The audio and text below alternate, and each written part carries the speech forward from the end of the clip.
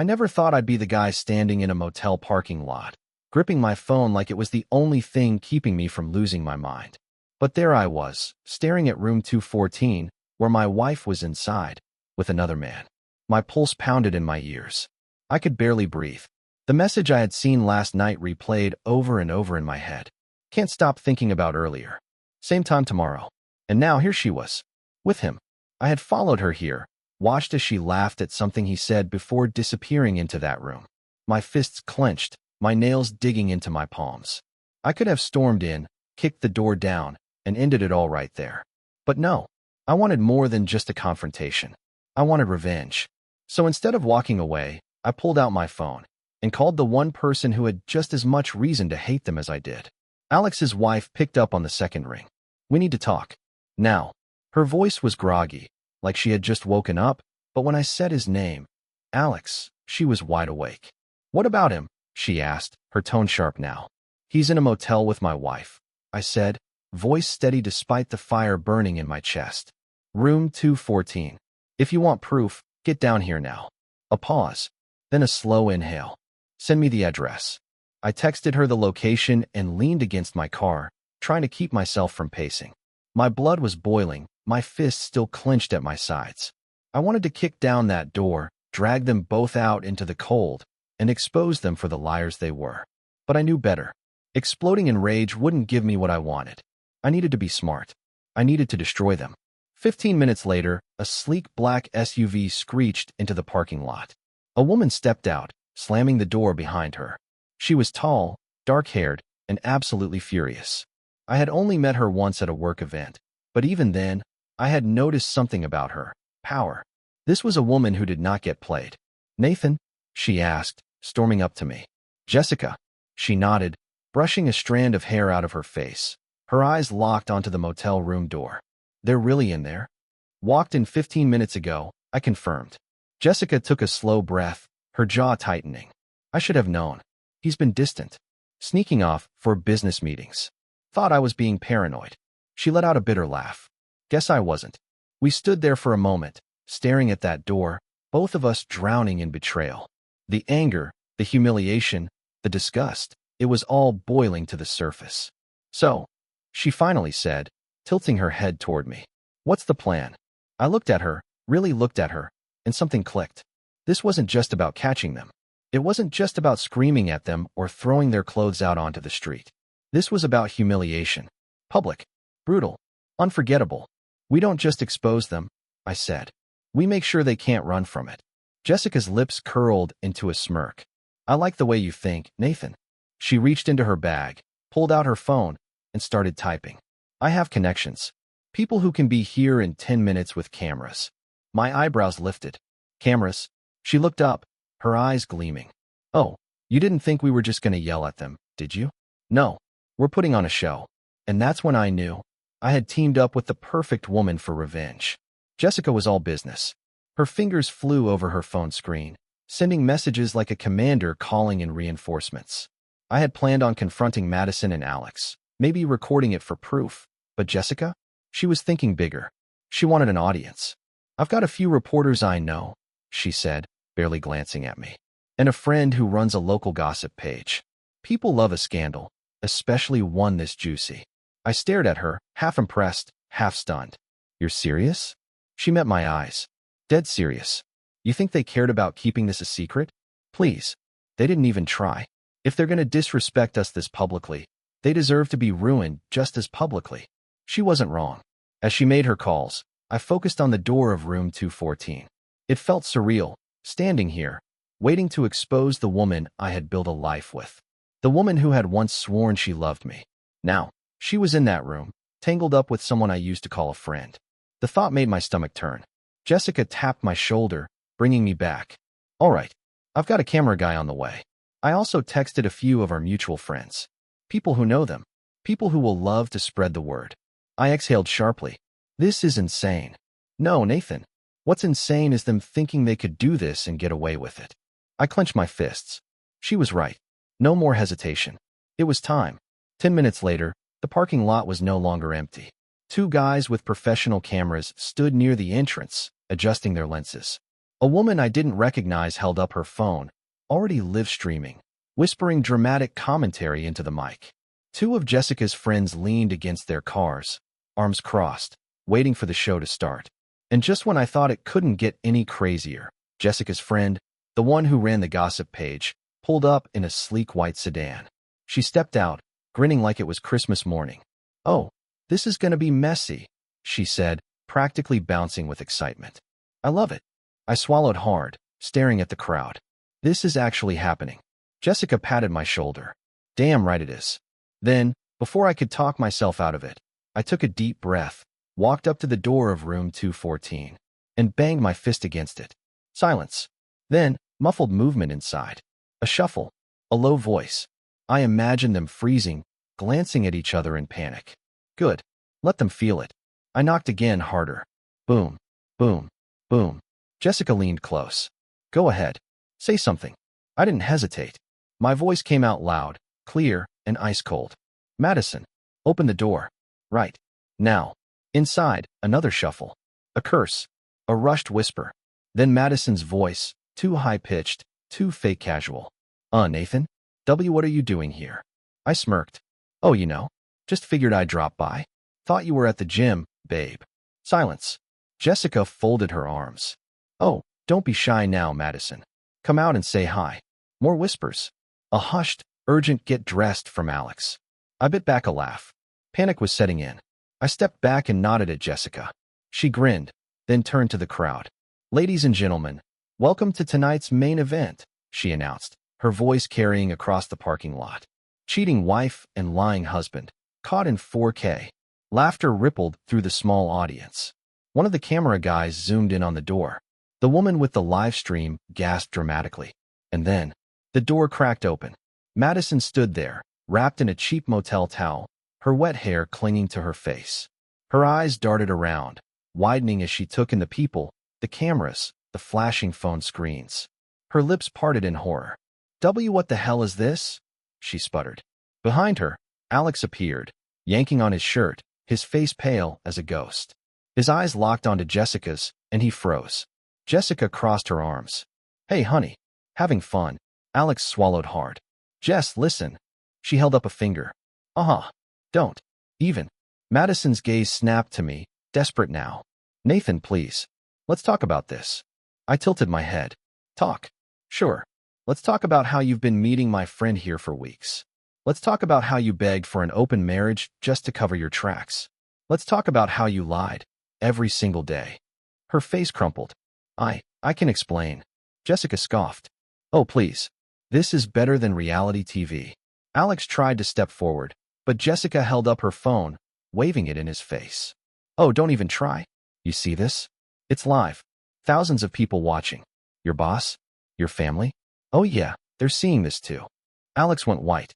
Madison's mouth opened, then closed, her face twisting as the weight of the situation hit her. There was no escaping this. The crowd murmured, cameras still rolling. Jessica's gossip page friend was already typing furiously on her phone, probably posting updates in real time. And then Madison did the one thing I didn't expect. She dropped the towel. Gasps. Laughter. A few shock screams. Jessica groaned. "Oh, for God's sake." But I didn't flinch. I didn't look away. I just smiled. "Go ahead, Madison. Show them who you really are." And with that, I turned, hands in my pockets, and walked away. I didn't need to yell. I had already won. The moment I turned my back on Madison, the noise behind me exploded. Gasps, laughter, hurried whispers. It was chaos. But I kept walking, barely hearing any of it. My heart pounded, not with anger anymore, but with something else. Satisfaction. For the first time in weeks, I felt in control. Jessica caught up to me, her heels clicking against the pavement.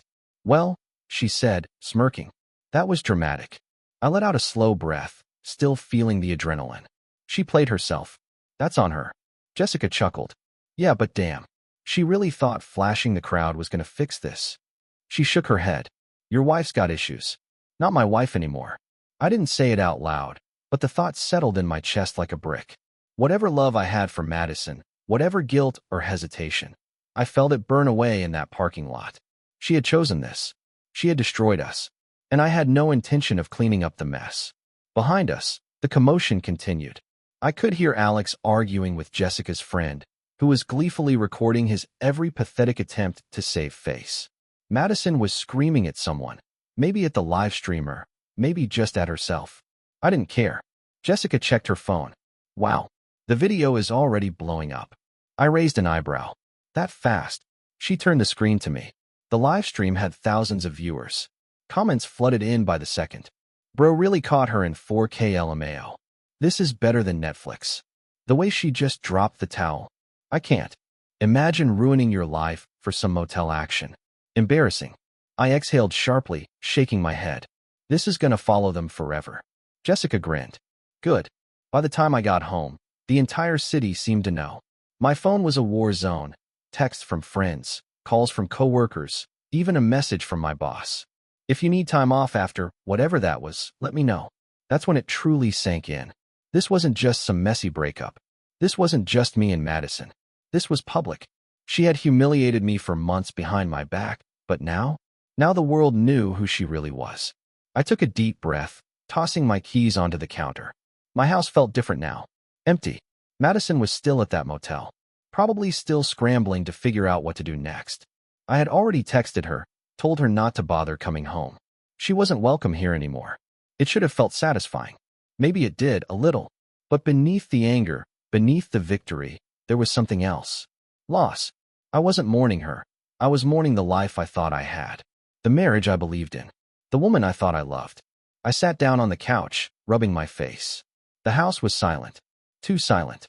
And then, a knock at the door. I sighed, expecting Madison, ready to tell her to turn around and leave. But when I opened it, Jessica stood there. Hey, she said, holding up 2 takeout bags. Figured you could use a distraction. I blinked. You tracked down my address just to bring me food? She grinned. Tracked down? Please.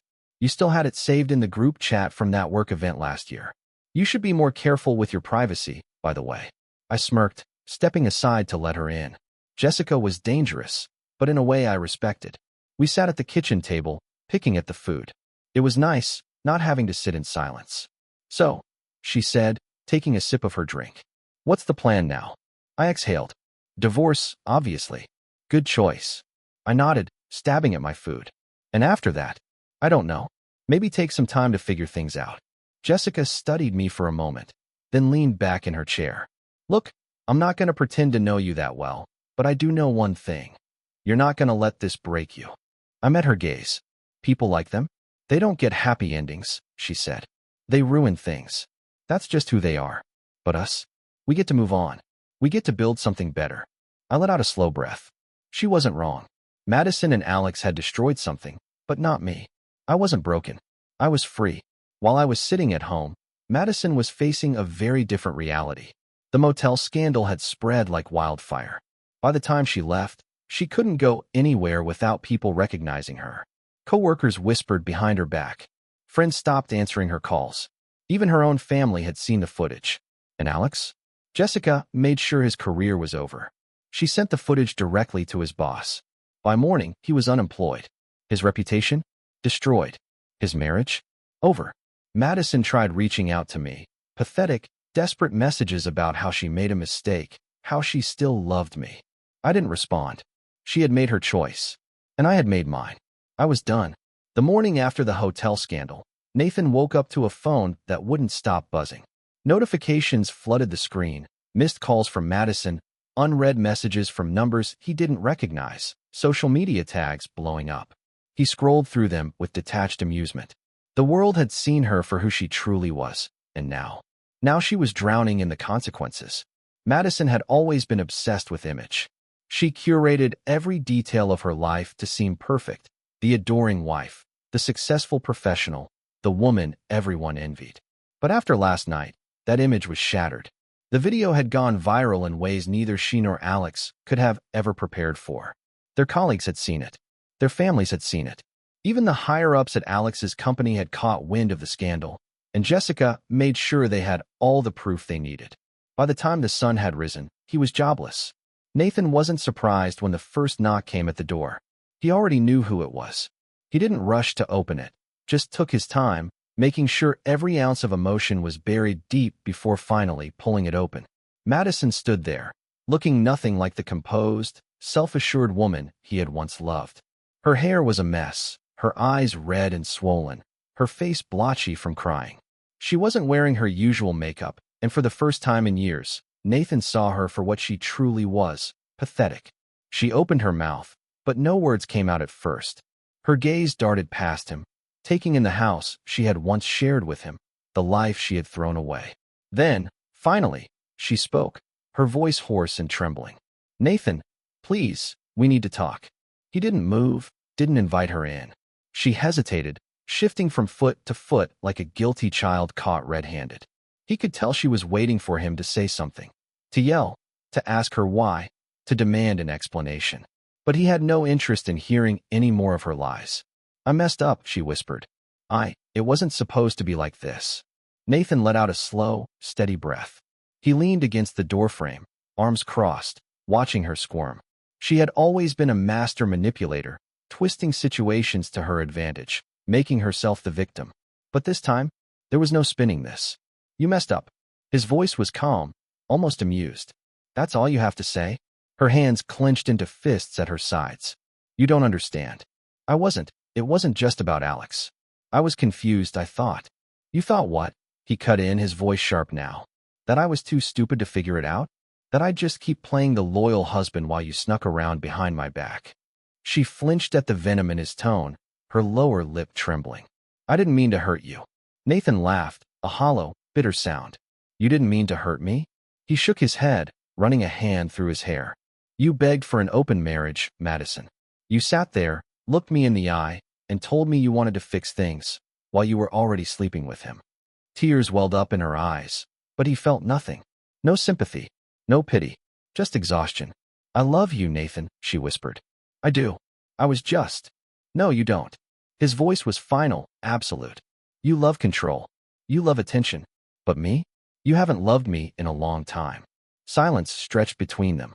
Madison looked away, blinking rapidly, like she was trying to figure out her next move. Nathan knew this game. He had played it with her too many times before. But not anymore. "I need a place to stay," she said suddenly. And just like that, her real intentions came crashing to the surface. She wasn't here because she regretted what she'd done. She was here because she had nowhere else to go. Alex's wife had thrown him out. Their affair had cost him his job. Madison's reputation was in ruins. And now? Now she was standing at his door, begging for shelter. Nathan almost laughed at the audacity. "That's not my problem," he said, stepping back. "You made your choice, Madison, and now you get to live with it." She grabbed his arm in desperation. "Nathan, please. I can't." He pulled away, his expression hard. "You can't what?" "Face the consequences of your own actions." She didn't answer. She just stared at him, breathing heavily, her hands trembling. For the first time, Nathan saw fear in her eyes. Not fear of him, but fear of the unknown. Fear of being alone. But that wasn't his burden to carry. He exhaled, forcing his body to relax. This was the end. "Goodbye, Madison." And with that, he shut the door in her face. She knocked, pounded her fists against the wood, sobbing, begging, screaming, but he didn't open it again. She wasn't his problem anymore. Inside, the house felt lighter. The weight of betrayal, the anger, the hurt, it was all still there, but now it was something he could finally move past. He sat down on the couch, rubbing his face, letting out a long breath. His phone buzzed again. Another message from Jessica. "Hope she didn't try to pull the victim act. She's got nowhere to go. I'd almost feel bad for her if she wasn't a total snake." Nathan smirked, typing back. "She did. Didn't work. She's out of my life for good." A moment later, another message popped up. "Good. Let's celebrate." And for the first time in a long time, Nathan thought, why not? To hell with the past. It was time to move forward. The silence in the house felt different now. Not the hollow, crushing emptiness it once had, but something lighter. Freedom. The air felt cleaner without Madison's perfume lingering in the corners. The weight of her presence, her lies, her manipulation, gone. Nathan sat back on the couch, phone in hand, scrolling through the aftermath of the scandal. The video had taken on a life of its own. The comments were relentless, brutal, and completely deserved. Imagine begging for an open marriage just to get exposed like this. She really thought she could cheat and keep her cushy life? LMAO. Divorce papers speedrun world record? Nathan wasn't the type to revel in someone else's downfall. At least, he hadn't been before. But after everything Madison had done, watching her squirm under the weight of her own decisions was the best thing that had happened in a long time. A message popped up from Jessica. How's life in a drama-free house? He smirked, typing back. Quiet. Finally, 3 dots appeared then. Told you. People like her always self-destruct. Speaking of which, have you seen what's happening to Alex? Nathan frowned, sitting up straighter. Alex. The last time he saw the guy, he was standing in the motel parking lot, trying to convince Jessica's friend to delete the video. Pathetic. He clicked the link Jessica sent. It led to a post on one of those viral drama forums. The headline was enough to make him laugh out loud. Cheater exposed, fired, dumped, and now getting evicted. It turned out, Alex's downfall had been even worse than Madison's. His wife had wiped out their shared bank account the same night the video dropped. His boss hadn't just fired him. He'd made sure every company in the industry knew exactly why. No one wanted to hire a guy dumb enough to get caught on a live stream. And now? Now, he couldn't even afford rent. Nathan shook his head. Poetic justice. Another message from Jessica popped up. Feel bad for him yet? Nathan chuckled. Not even a little. 3 days passed before Madison tried again. This time, she didn't come to the house. She must have realized he wasn't letting her back in. Instead, she called. Over and over. He ignored the first few, but eventually, curiosity got the better of him. He answered. Her voice was small, nothing like the Madison he once knew. Nathan, please. Just hear me out. He said nothing. Let her squirm. She sniffled. I know I hurt you. I know I messed up. But I didn't. I never wanted to lose you. He leaned back in his chair, expression blank. She wasn't sorry for cheating. She was sorry for losing. You should have thought about that before you crawled into a motel bed with Alex, he said. I was stupid, okay? Her voice cracked. I was selfish. I didn't think it would come to this. Nathan exhaled slowly. What do you want, Madison? Silence. Then, the truth slipped out. I have nowhere to go. Oh, there it was. Nathan almost laughed at how predictable it was. Madison wasn't calling because she regretted losing him. She was calling because she had lost everything. You really expect me to let you come back? His voice was steady, emotionless. She hesitated. I don't know. I just... No. The word hung in the air. Final. Absolute. Nathan, please, she whispered. I can't. I don't know what to do. Not his problem. Not anymore. You figured it out when you were sneaking around behind my back, he said. Figure it out now. She let out a shaky breath. I still love you. He almost pitted her. Almost. No, you don't. Click. He ended the call. Blocked her number. For the first time in years, he felt at peace. Nathan didn't waste time. The divorce papers were already in motion. The lawyer assured him it would be quick. Madison had no leverage, no way to fight back. She had given up everything the second she decided to betray him. Jessica invited him out that night. Come on, she said. You need to celebrate. And maybe, for the first time, she was right. They met at a bar downtown, the kind of place Nathan hadn't set foot in for years. He'd spent so much time being the devoted husband, the reliable partner. He had forgotten what it felt like to just be himself. Jessica smirked when he walked in. Look who finally decided to have fun. He shook his head, chuckling. 1 drink. She raised an eyebrow. Make it 3. They talked. Laughed. For the first time in weeks, Nathan didn't think about Madison. Didn't think about the betrayal, the lies, the motel. He just thought about the future. And it felt damn good. Madison was drowning. Her once perfect life? Gone. Friends weren't answering her calls. Her job put her on temporary leave, which was a polite way of saying fired. The lease on her expensive apartment? Not getting renewed. And Alex? Alex had disappeared. After everything, he had the nerve to ghost her. To move on like she had been nothing but a mistake. She had thought Nathan would take her back. Had convinced herself that, despite everything, he still loved her. But that door had closed. And she was alone. No husband. No home. No job. Nothing. She stared at her reflection in the mirror of the dingy motel bathroom. She didn't recognize the woman staring back. And for the first time, Madison realized. She had ruined her own life. Nathan woke up to the smell of fresh coffee and the sound of birds chirping outside his window. Peace. It was such a foreign feeling after the chaos of the last few months. No tension. No hidden betrayals lurking beneath forced smiles. Just silence, and it was beautiful. As he poured himself a cup of coffee, his phone buzzed on the counter. Jessica, big day today? Ready? He smirked, taking a sip before typing back. Ready as I'll ever be. Today was the final court hearing. After this, Madison would officially be nothing more than a bad memory. The courthouse smelled like polished wood and stale air. Madison sat at the other table, dressed in a black blazer like she was attending a funeral. Maybe in a way, she was. The funeral of the life she thought she could keep. Nathan barely looked at her. Her lawyer droned on about how she needed fair compensation, but the judge wasn't buying it. Madison had already been caught lying in court documents. She had tried to claim they had an agreement where she'd stay in the house, but Nathan's lawyer ripped that apart in minutes. No alimony, the judge said firmly. No claims to the marital home. Madison's lips parted in shock. But Nathan finally turned to look at her. This was it. The moment she realized she had lost everything. The judge's gavel hit the desk.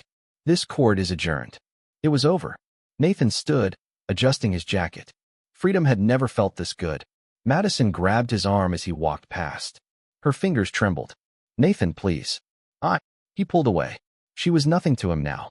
Goodbye, Madison. And just like that, she became nothing more than a name from his past. Jessica insisted they celebrate.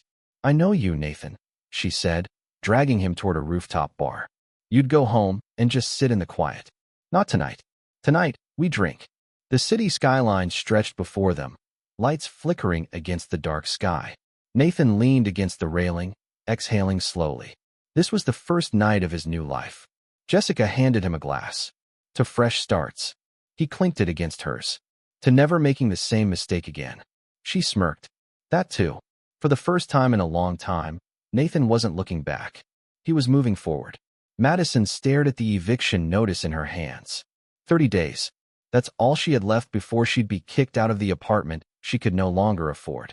She had tried to call Alex again. No answer. Coward. No job. No husband. No one left to save her. She sank onto the couch, scrolling through the comments under her viral video. She deserves everything she's getting. Imagine cheating and thinking you'd still have a safety net. Nathan won. She lost. Simple. She threw the phone across the room, breathing heavily. This wasn't how things were supposed to go. And yet, she had done this to herself. For the first time, there was no one else to blame.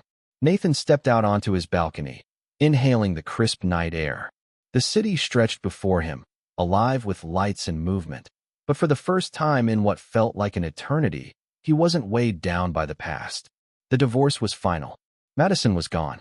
The chaos had settled.